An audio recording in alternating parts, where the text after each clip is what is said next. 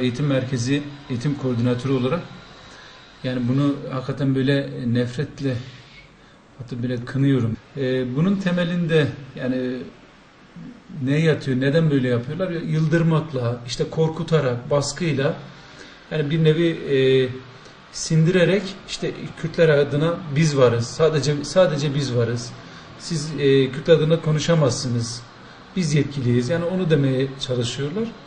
Bir de yani Müslümanların Kürtler adına konuşmasını engellemek istiyorlar.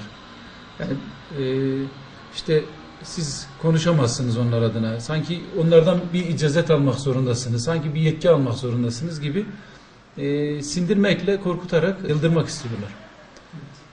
Ya şimdi Kürt davasında şöyle doğru bir taraf var. Nedir? Ezilen bir Kürt halkı var yıllar boyunca. Şimdi tabii bu hakikati dile getirmek lazım. Biz Müslümanlar olarak da bunu dile getirmek zorundayız, getiriyoruz da. Ama bunların hoşuna gitmeyen şu.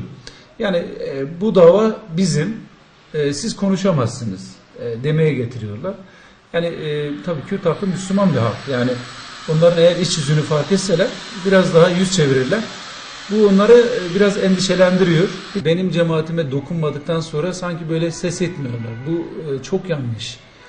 Yani diyelim mesela orada benim kardeşim sıkıntı çekiyorsa yani ben işte derneğine, şuyuna buyuna bakmaksızın ben destek olmalıyım. Çünkü Müslümanlık kocaman bir şemsiyedir. Hepimize altında yer var.